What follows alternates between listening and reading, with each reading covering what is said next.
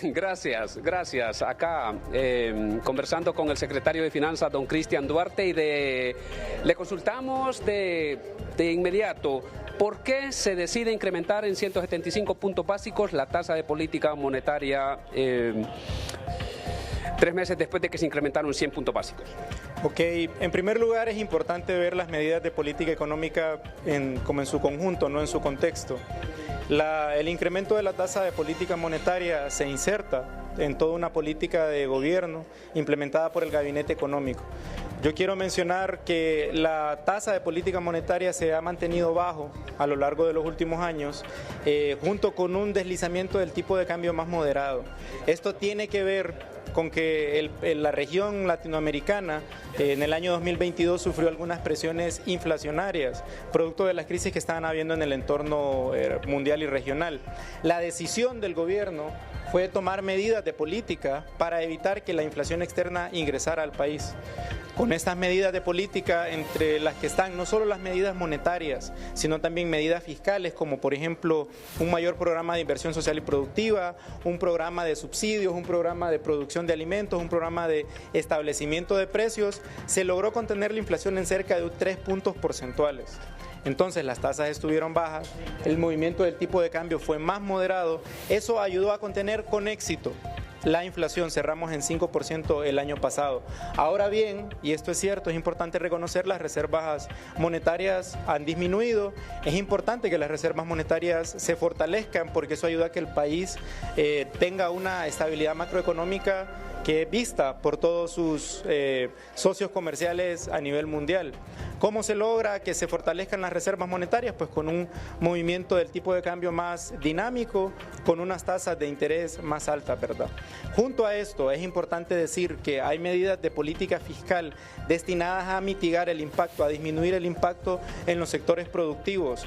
Una cartera de 10.000 millones en Banadesa para productores del campo, una cartera de 30.000 millones en Banprovi para préstamos a vivienda, para préstamos productivos, todo el programa de rescate del campo con el IMA, con Banasupro, con Caminos Productivos, el rescate y el programa de inversión productiva en carreteras, los créditos a los micro y pequeños productores. Incluso en la Ley de Justicia Tributaria se incorporan incentivos fiscales para los micro y pequeños productores.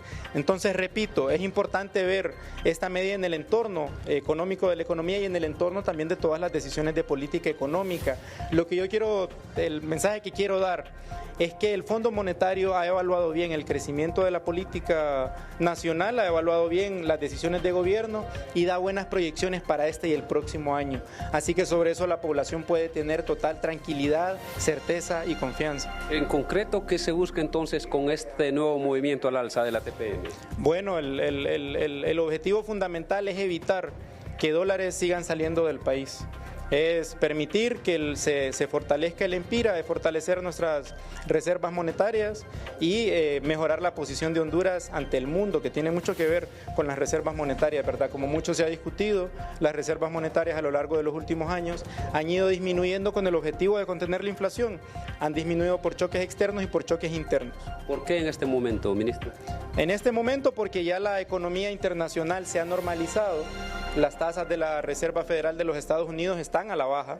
Eso significa que en general las presiones inflacionarias han disminuido y Honduras puede entonces hacer esa transición con más suavidad, sin afectar grandemente a los pequeños y medianos. Ahora, ya se anticipa, bueno, no es que se anticipa, ya se está sufriendo de parte de los solicitantes de crédito en la banca comercial incrementos en las tasas de interés como efecto del incremento en agosto.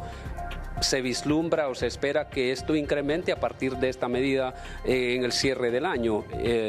Esto es una verdad que es indiscutible. Bueno, yo quiero ahí decir dos cosas, ¿no? En primer lugar, el sector financiero en el país es muy sólido, es fuerte, es uno de los sectores productivos que más ha crecido en los últimos años, eso es importante decirlo, ¿verdad? En segundo lugar, el sistema financiero tiene mucha liquidez, lastimosamente no siempre ese crédito va dirigido a los pequeños, a los medianos, no siempre va dirigido a los sectores productivos, ¿verdad? Hay que decir eso, el Estado ha hecho esfuerzos por poner recursos a disposición de los sectores productivos, como ya mencionaba, a través de Banadesa y Banprovi. Es decir, si bien es cierto los créditos se van a encarecer el crédito estuvo barato y el sector financiero no puso ese crédito a disposición de los sectores productivos. Y en segundo lugar, para el próximo año el gobierno está duplicando el presupuesto de Banades, está duplicando el presupuesto de apoyo a los productores del campo. Los programas de colocación a través de Banprovi se mantienen por una cartera de cerca de 30.000 millones de lempiras. Es decir, que de la parte fiscal y de la parte del gobierno central se está dando ese acompañamiento para evitar que esto llegue a impactar a los pequeños y a los micros. Los créditos a través de Banades y Banprovi no van a incrementar. No, esos mantienen sus tasas competitivas, ¿no? Recordemos que ahora se puede sacar una tasa con cero prima, se puede sacar con cero prima y con tasas de interés bajas, ¿verdad? Además como créditos para el sector productivo de formas muy concesionales. ¿Fue presión, ministro, para obtener fondos? ¿Estaban apretados ustedes con el presupuesto? Vemos que ya se anuncian 500 millones de dólares. ¿Esto tuvo que ver para esta decisión de aumentar la tasa de política monetaria? Mire, la firma del programa con el Fondo Monetario que ocurrió el año pasado, en primer lugar, es una firma que se da en el marco del plan de gobierno de la presidenta Xiomara Castro. Lo menciono porque, a fin de cuentas, es un sendero común, ¿verdad? Es decir, el fondo como Honduras firmamos por un sendero común. El programa de políticas productivas es un programa que apoya el Fondo Monetario. Lo que el Fondo Monetario vela es por la estabilidad cambiaria, por la estabilidad monetaria, ¿verdad? Por la estabilidad financiera. Es cierto que a lo largo de este año hubo muchas discusiones.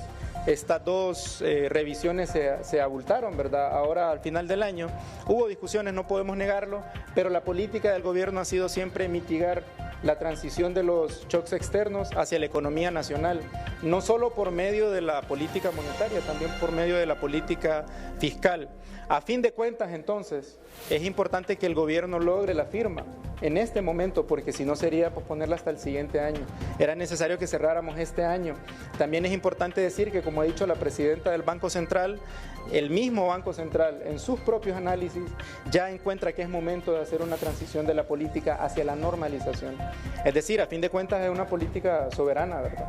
El gobierno puede o no someterse a la revisión. ¿Subirá más la TPM este año? ¿Políticas neoliberales que ustedes tanto cuestionan? Mire, el neoliberalismo es un conjunto de políticas, no solo es una decisión, ¿verdad? Como conjunto de políticas, el neoliberalismo se ha caracterizado por privatización de empresas públicas, desregulación de mercados, el beneficio de los más grandes y los más poderosos. Este gobierno es socialista, ¿verdad? Y precisamente en ese marco ha mitigado todo el proceso inflacionario externo. Estamos fortaleciendo el ENE. Tenemos el programa de inversión social y productivo más grande de la historia, 97.000 millones este año que viene. Programas de crédito. Los gobiernos neoliberales no hacen eso. Le dejan todo al sector financiero, programas de crédito, al sector campesino, a los productores del campo, a los productores de casas. Entonces, esta medida en aislado no puede decirse que es una medida neoliberal, ¿verdad? Tiene que analizarse en su conjunto. Este es un gobierno de carácter socialista. Dos preguntas. $1.000 millones en fuga de capital, reconoce la presidenta del Banco Central. ¿Tuvo que ver con esta medida de destiempo del incremento de la tasa de política monetaria? Mire, yo no lo catalogaría de fuga de capitales, ¿verdad? Es importante y me parece ahí que el Banco Central puede hacer mejores precisiones, ¿verdad? Pero usualmente cuando las tasas de interés en los países están bajas y en el exterior están altas, muchas veces los capitales deciden ir a esos países, ¿verdad?, donde las tasas de interés están elevadas. La medida que está tomando ahora el Banco Central es precisamente para normalizar eso, para que se fortalezca el EMPIRA y para que nuestras reservas internacionales crezcan. Dos preguntas finales de mi parte, ministro. Una es, ¿va a subir más la TPM en los próximos meses, por un lado? Y la otra, ¿cuándo empiezan a recibir ya los desembolsos de esos fondos a los que han tenido acceso a través de esta medida?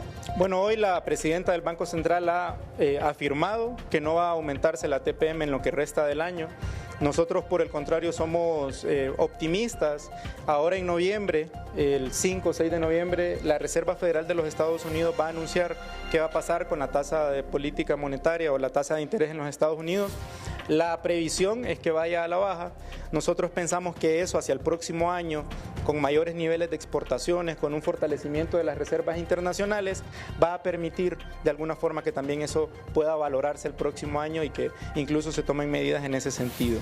De nuevo, no va a crecer este año en lo que resta del año. En segundo lugar, los desembolsos empiezan a recibirse una vez que el directorio del Fondo Monetario se reúna el 5 de diciembre. Ellos se reúnen el 5 de diciembre, nos han manifestado que en menos de una semana el país recibe los fondos. Esos son los del Fondo Monetario. Están los fondos de 150 millones del Banco Mundial, cerca de 25 del BID, son 80 de CAF, son 50 de OPEC. Eso forman un poquito más de 500 millones. Todos esos van a recibirse antes de que finalice el año. Perfecto, muchísimas gracias. Muy amable, muy amplio el secretario de Finanzas, Cristian Duarte. Nuestro informe, regresamos al estudio.